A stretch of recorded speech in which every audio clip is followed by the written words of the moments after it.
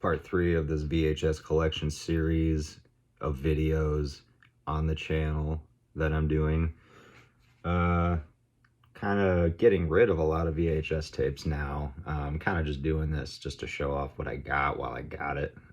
Seeing if I still want to keep it around, that kind of thing. Still love VHS and all that, but you know, the space that they take up, you know, it's a thing.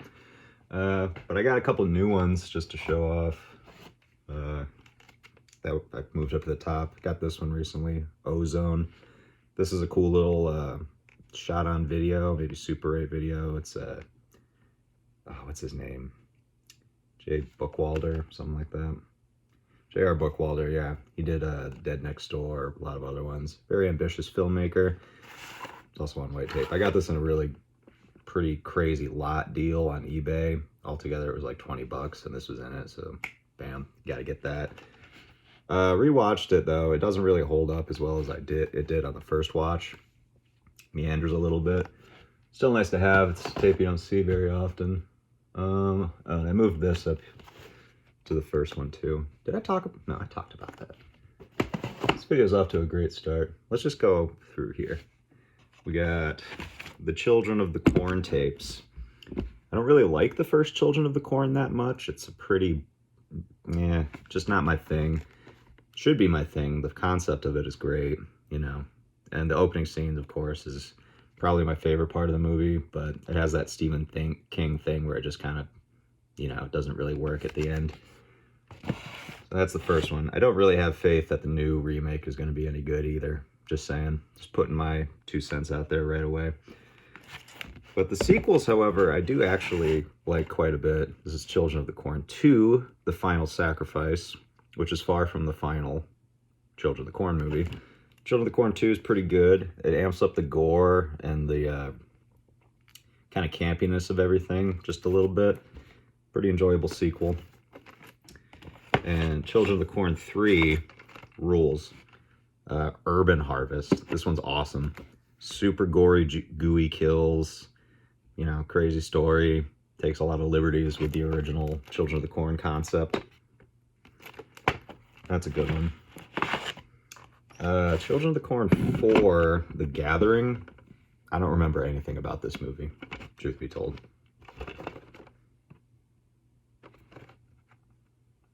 Oh yeah, she's in it.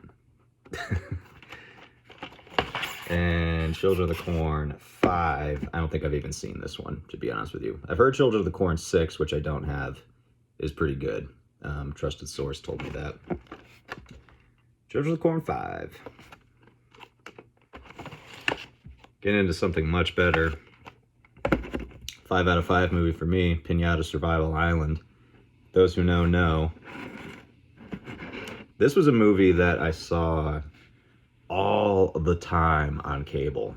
For some reason, AMC loved showing Pinata Survival Island. So I saw this movie maybe 5 times on cable growing up. And I always loved it. It's a super ridiculous movie. And that lenticular cover, of course, is beautiful. I love this movie. I just love to throw it on and just, you know, veg out and enjoy some like really campy, ridiculous, bad CG monster, you know, shenanigans. Great movie. Love Pinata Survival Island. Pretty cheap tape too. You can still find it for a pretty good price. The Amazing Jack Frost from 1996. This is one of my favorite tapes in my collection. This was like, when I got this, I thought, all right, the VHS collection is really getting there. Truck going by. This cover created such a core memory for me growing up, going to the video store and seeing this cover. This was like the wildest shit when I was a kid. I still love looking at it. This movie's great, super fun, really campy. Jack Frost, the killer, is fantastic. This movie's really gotten really popular over the last couple years. Yeah, Jack Frost, classic. An essential VHS, I would say. We go Jack Frost 2. My copy has this brutal sticker on the cover. I've tried to get it off and I just can't. Great lenticular cover as well. Look at that. A lot more action going on that one. Jack Frost 2 is really good. I really like this one too. It's goofier than the first one. It definitely, it knows what it is, I'll say that. And you get, you know, the little snowball monsters at the end. It's good fun. Jack Frost 2. This one got a Blu-ray recently from MVD, I think. Pretty cool. Uncle Sam. Uncle Sam. I want to say too that all these were released on the Apex label. Pretty cool label. They put out a lot of mid stuff, but you know, they got these, you know, kind of like rental store classics. You got the lenticular covers. This was another one that was a very big core memory video store experience for me, seeing this. That face freaked me out. And also seeing like that, the person being buried alive, super scary for me. Just like conceptually. Yeah, Uncle Sam. Did not like this movie though when I finally saw it. I thought it was very disappointing. Probably should rewatch it, but was not as off the wall as I would hope. And it's a William Lustig movie too. So, I don't know, just one of those 90s movies. Werewolf. This is, you know, most people know this from the Mystery Science Theater 3000 episode, I would think, which is one of my favorite episodes. It's super funny. Again, got a good lenticular. Look at that. I think this lenticular cover is literally the only reason people want this tape, because the movie's terrible. Super boring. Not a good werewolf movie at all. I think that werewolf head is better on the back, is better than how any werewolf looks in this movie. Pretty bad movie. But that lenticular, another video store classic, Ice Cream Man. This one has the, as you can see, the skull ice cream cone cover. There's two different covers. One has like a bloody eyeball, and he's kind of making like a sneering face on the cover. Not as good as this cover, but I got this at a really good price. And unfortunately, when I tried to take a sticker off, created that big, ugly gouge on the cover. What are you gonna do? Yeah, Ice Cream Man, it's a fun movie. It's, you know, again, one that you saw in the video store all the time when you were a kid in the 90s, or anybody in the 90s. Clint Howard doing his Clint Howard thing, just being a creepy weirdo and pulling it off very well. Yeah, Ice Cream Man. It's not as good as you think it's gonna be. If you think it's going to be as good at all. Some pretty cool gore though, but not that great. The Howling. This is the Nelson sub-label.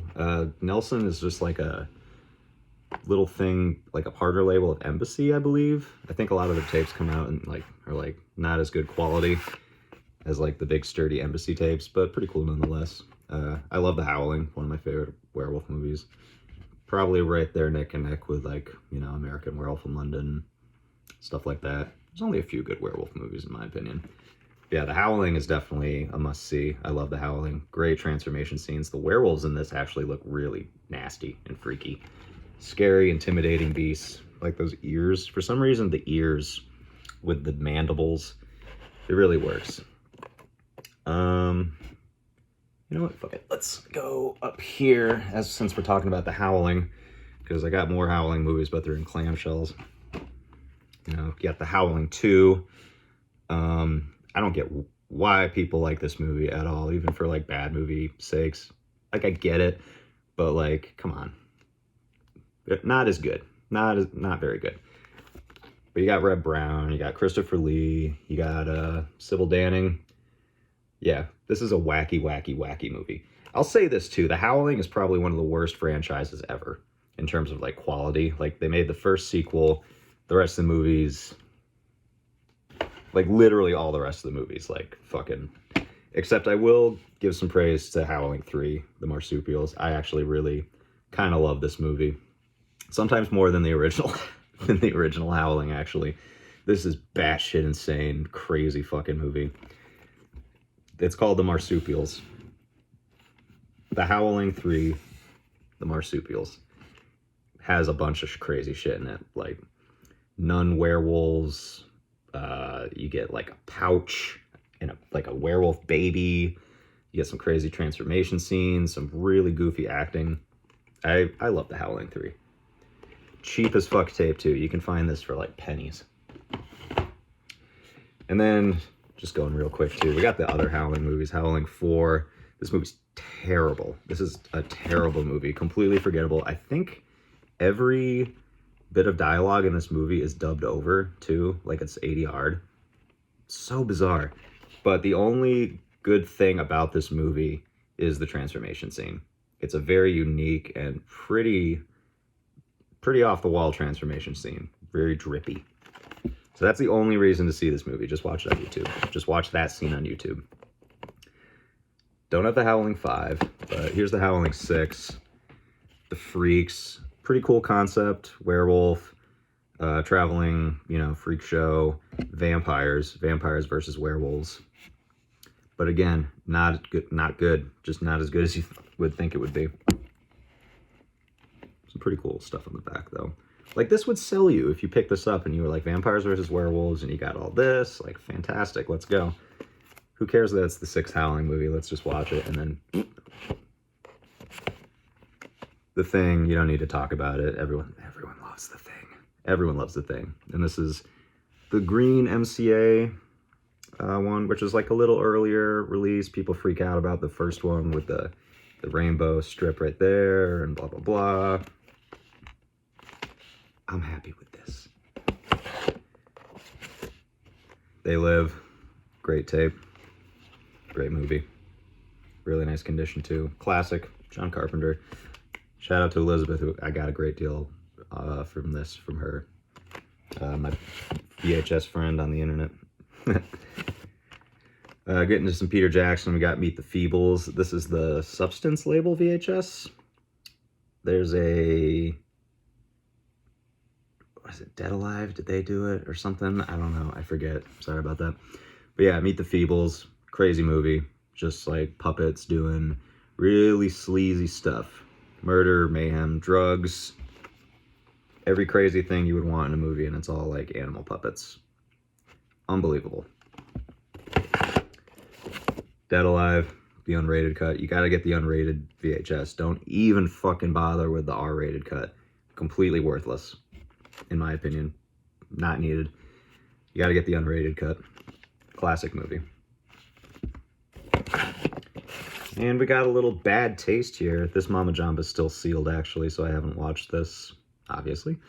But no, I haven't seen Bad Taste, like in general. Shh. I know it's probably good. And there was some more on the shelf, but this camera's taking up some room, so I'm just gonna I moved them down. And here we go, last 4 of this shelf. Night of Living Dead, which has about 3,246,000 different releases, if I am counting correctly. This is the white strip media, which has all the late flaps. Really nice tape. I love the purple background with the yellow lettering. Great. Classic movie. We got The Day of the Dead. Media, again, all the flaps intact. I think this is a side. Oh no, you open this on the top. Do you? You open it from the bottom. This is one of my favorite tapes too. I think this looks fantastic. Really nice looking tape. And probably my favorite in the of the Dead trilogy. Flip-flops between dawn and day. We got Chud. This is this is one of the nicest looking tapes I own. The condition in this is fucking amazing. Great movie too. Media, all flaps. If you're buying these, if you're collecting like these media tapes, you gotta watch out for like the flaps. You know, just saying. Gotta watch out for those flaps. Chud. The last one, this was a great thrift store find that my boss actually got for me. He just knew that I was looking for it. This was like years ago. Oh, it's so brutal. That's so brutal. Again, tried to take a sticker off, didn't do it the right way. Fucked that up. But yeah, the Texas Chainsaw Massacre media, no flaps. This one didn't come with flaps. This particular release. There's a lot of really cool copies of Texas Chainsaw Massacre. But yeah, found this. This was like, I don't know, fucking 49 cents. Pretty cool. One of my favorite movies of all time. Just saying. That's shelf 3. Maybe we'll get to more soon. Probably not, but we'll get there eventually. Have a good one.